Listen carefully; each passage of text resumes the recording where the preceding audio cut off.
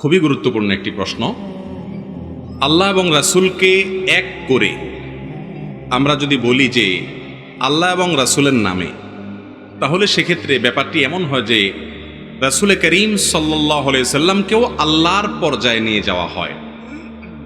আল্লাহ রাব্বুল আলামিন আমাদেরকে শুধুমাত্র তার নামে সবকিছু করতে বলেছেন, তার নামের মাধ্যমে, তার নাম নিয়ে সবকিছু করতে বলেছেন।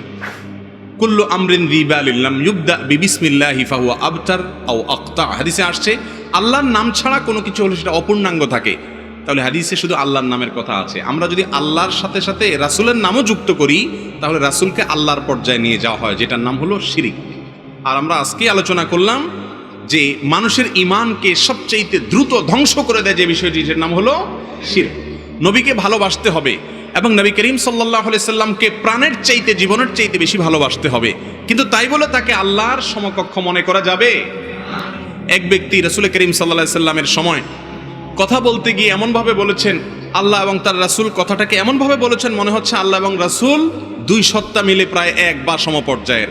তখন নবীজি বলেছেন, বিসাল খাতিব আন্ত, তুমি অত্যন্ত নিকৃষ্ট আলোচক, লেকচারার, ওয়াইজ, কারণ তুমি রাসূলকে আল্লাহর পর্যায়ে নিয়ে গেছো। আমাদের অনেক ভাইরা বলে আল্লাহ রাসূলের নামে, আল্লাহর নামে হয়, রাসূলের নামে হয় না। এভাবে বলতে পারেন আল্লাহর নামে, রাসূলের পদ্ধতিতে, রাসূলের বাতানো পদ্ধতিতে। এই জন্য কখনো রাসূলকে আল্লাহর পর্যায়ে আনা জায়েজ নাই।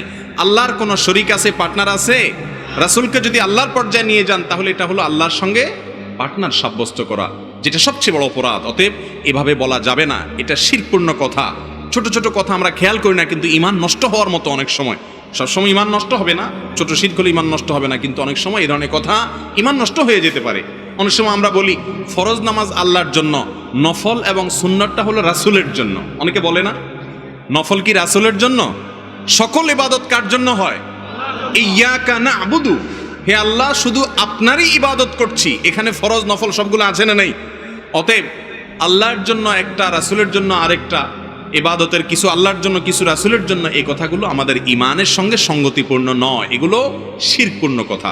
আল্লাহ তাআলা আমাদেরকে বুঝার তৌফিক নসিব করুন।